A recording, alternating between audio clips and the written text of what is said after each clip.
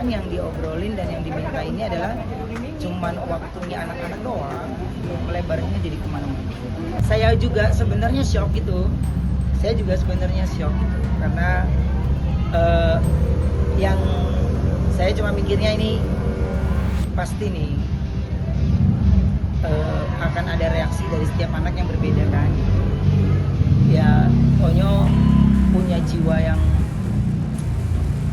sangat amat tidak nyaman, jadinya Onyonya sendiri melampiaskannya dengan nangis gitu.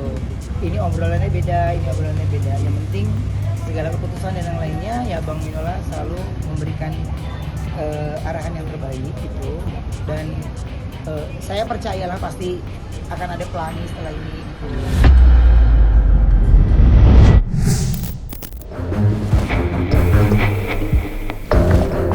Seolah tak pernah menemukan titik akhir, dinamika hubungan antara Sarwenda Tan dan Ruben Onsu kembali memasuki babak baru yang tak kalah menarik perhatian publik. Di tengah polemik yang masih memanas, Sarwenda diketahui mulai mengambil langkah untuk membuka kembali jalur komunikasi dengan mantan suaminya tersebut. Mantan personel Cherry Bell itu dikabarkan telah mengirimkan surat resmi kepada pihak kuasa hukum Ruben Onsu. Melalui surat tersebut, Sarwenda mengajak untuk menggelar pertemuan guna membahas sejumlah persoalan yang hingga kini masih menjadi sorotan, mulai dari hak asuh anak hingga pembagian harta Gono Gini. Saya udah diskusi sama Bang Minola, jadi tanggalnya Bang Minola bisa, saya nggak bisa. Tapi ya alhamdulillah saya senang adanya bisa berdiskusi gitu ya. Mudah-mudahan ya ada titik terangnya gitu. Karena kan yang diobrolin dan yang diminta ini adalah cuman waktunya anak-anak doang, melebarnya jadi kemana-mana.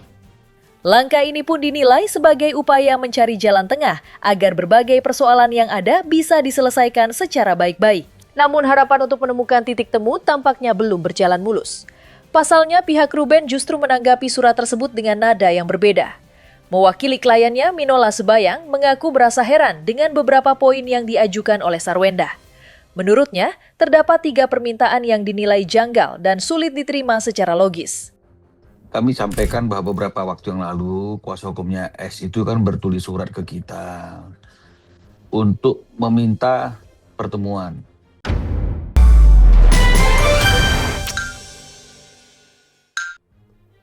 Tapi dalam surat itu hanya ada 3 poin. Poin pertama membahas tentang fenomena yang terjadi akhir-akhir ini yang menjadi ramai beritanya. Yang kedua adalah ajakan untuk bertemu, untuk meeting bersama, tujuan meeting. Dan yang ketiga itu adalah ingin membahas beberapa agenda. Tapi dalam surat itu tidak dicantumkan waktu, tempat pertemuan. Justru mereka memberikan waktu kita 5 hari untuk merespon suratnya. Jadi ini yang kami sampaikan, bagaimana kita responnya. Undangannya tidak mencantumkan waktu dan tanggal. Justru yang menjadi pemikiran kami adalah kalau misalnya kemudian ada ajakan joint meeting tapi waktunya tidak ditentukan oleh pihak S, ini justru khawatirnya sebagai salah satu alasan untuk semakin memperlama proses anak-anak ini bisa berkumpul dengan Ruben gitu. Tak hanya menyoroti sejumlah poin yang dianggap janggal dalam surat yang dikirimkan Sarwenda, Minola Sebayang juga mengungkap hal lain yang cukup menyita perhatian. Mewakili Ruben Onsu, ia membuka kemungkinan adanya langkah lanjutan yang akan ditempuh jika situasi ini terus berkembang ke arah yang tidak diharapkan. Salah satu opsi yang disebutkan adalah membawa persoalan tersebut ke Komisi Perlindungan Anak Indonesia atau KAPAI. Wacana ini muncul bukan tanpa alasan. Belakangan, Ruben disebut memiliki kekhawatiran yang semakin besar terkait pola pengasuhan serta lingkungan di sekitar anak-anaknya. Menurut pihak Ruben, ada sejumlah faktor yang dikhawatirkan dapat memengaruhi kedekatan dan hubungan emosionalnya dengan kedua putrinya. Sekarang ini masih ingin melanjutkan untuk memberi nafkah kepada anak-anak sih? Kayaknya kalau itu biar Bang Minol aja, jadi biar kita nggak dua arah, gitu. Jadi biar nggak ini obrolannya beda. Yang penting segala keputusan dan yang lainnya ya Bang Minola selalu memberikan arahan yang terbaik gitu. Dan saya percayalah pasti akan ada pelangi setelah ini gitu, akan lanjut lebih bagus lagi gitu. Makanya saya cuma bilang, Mbak, saya lagi diminta untuk sabarnya lebih luas lagi aja. Ya karena sangat jelas sekali fakta-faktanya, masyarakat juga bisa melihat bahwa anak-anak ini patut diduga dalam kondisi, dalam lingkungan yang tidak aman, ya. Karena anak-anak itu kan harusnya ada rasa rindu sama ayahnya, ya. Ada rasa kangen sama ayahnya. Kalau kita lihat begitu dekatnya mereka bersama ayahnya, kan nggak mungkin dengan mudah saja langsung berbalik menjadi tidak ada rindu, tidak ada respect. Ini kan nggak mungkin.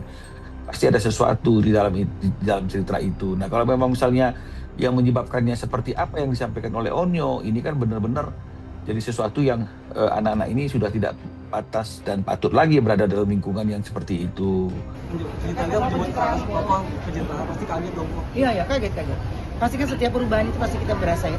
Orang tua, teman-teman juga pasti kan kalau ada yang udah punya anak atau ponakan atau siapapun yang kita tahu dari bayinya, kita tahu bahkan itu garisnya itu ya keturunan kita kan. Jadi kita tahu itu.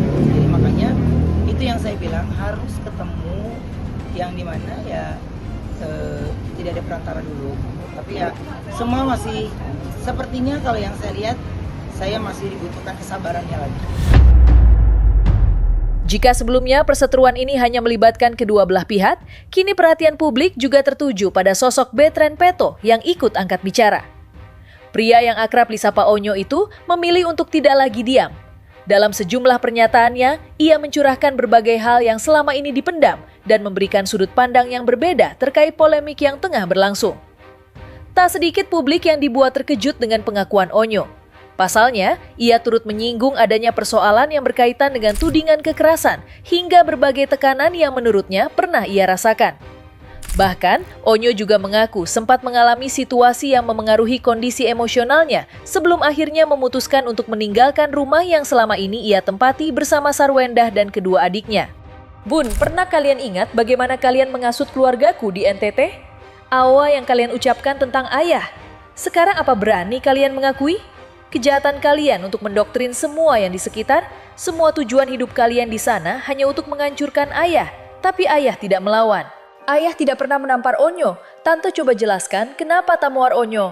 Please jujur ayolah tante yang sudah buat kami hancur dan sekarang aku tidak takut untuk manusia serakah, ujar Onyo.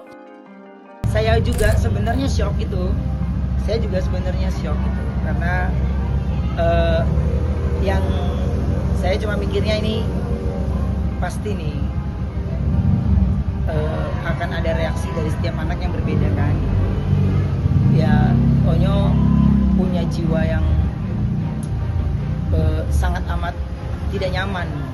Jadinya Onyonya sendiri melampiaskannya dengan nangis gitu.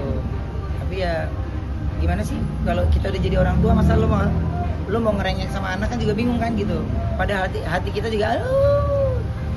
Tapi ya udahlah, saya cuman bilang ini adalah hal yang tidak baik gitu. Jadi kalau kesannya sendiri gitu ada rasa jadi kayak gimana gitu. Ya gimana ya gitu. Jadi buat saya tuh ya karena saya sering bekerja secara live kan di TV, saya tahu bagaimana mengkontrol itu semua gitu. Tapi nggak ngerti, buat saya juga bingung gitu ya. Sementara kita juga dengernya kaget ya, terus reaksinya kaget, terus Onyonya sedih gitu lah gitu, jadinya marah. Makanya yang saya lakukan pasti kalian sama kayak saya juga, yang dilakukan sama kalian pasti yang ditolong anak dulu ya. Kita mantar dulu deh, kata kita perut lapar gitu, bodo amat dulu, anak dulu deh yang kita tolongin ya. Itu jadinya saya harus bisa membuat ya semuanya baik-baik saja. Tapi kan Onyo bisa ngelihat sendiri kayak gimana ya. Makanya kayak ada hal yang kayak gini saya harus duduk dulu ngobrol sama dia, apa penyebabnya, apa pemicunya, sampai dia bercerita ini gitu. Saya kagetnya pas udah pagi, saya lagi live subuh doang kaget. Ada apa lagi? Apa sih yang menjadi kekhawatiran gitu loh? Apa yang menjadi kekhawatiran dari S untuk tidak memberikan Ruben haknya untuk berkumpul dengan anak-anak ini? Apakah kekhawatiran itu timbul seperti apa yang disampaikan oleh Onyo dalam postingannya, ya, yang menceritakan apa yang dialaminya ketika setelah perceraian dia tinggal bersama dengan S. Pasti kita pengen ekspresinya. Mengedepankan estetika. Jelas tadi mendengar kan. Ya, termasuk hasutan-hasutan, penggiringan-penggiringan, ya sikap-sikap yang ada. Apa S khawatir kalau anaknya ini nanti berkumpul bersama Ruben selama 3 hari, lalu kemudian anaknya bercerita tentang apa yang terjadi. Ya, bercerita seperti Onyo bercerita tentang adanya satu kondisi anak-anak dikondisikan katanya kan kalau nggak salah baca saya di postingannya untuk berpura-pura stres karena ayahnya mualaf dan hal-hal yang lain. Berbagai pengakuan yang disampaikan Bertrand Peto pun sontak membuat polemik ini semakin memanas. Hal-hal yang selama ini tersimpan rapat akhirnya mulai terungkap ke publik, menghadirkan sudut pandang baru yang sebelumnya tidak banyak diketahui. Luka dan kekecewaan yang selama ini dipendam Onyo seolah menjadi potongan puzzle yang perlahan mulai melengkapi gambaran besar dari konflik yang tengah terjadi. Tak heran jika pernyataannya langsung menyita perhatian dan memicu beragam reaksi dari netizen. Banyak warganet yang mengaku mulai melihat persoalan ini dari sisi yang berbeda setelah mendengar cerita dan pengalaman yang diungkapkan oleh Onyo. Bahkan tidak sedikit yang menilai bahwa pengakuan tersebut membuka tabir baru yang selama ini belum terungkap ke permukaan. Yang lagi saya lakukan ya, saya mau ngobrol sama Onyo, kayak apa, seperti apa yang membuat dia menjadi bisa meluapkan itu. Jadi saya sebagai orang tuanya yang harus tahu dulu nih apa dulu permasalahannya, ya gimana. Jadi nggak semata-mata saya hanya menyimpulkan dari yang saya baca doang. Anak aja belum selesai kan gitu ya, kita nggak mau melebar ya ke masalah-masalah yang lain meskipun tidak menutup kemungkinan.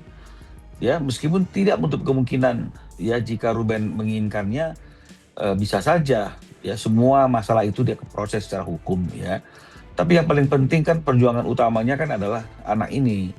Jadi jangan sampai kita tergiring untuk membahas hal-hal yang lain yang yang akhirnya justru melupakan hal yang utama tadi itu.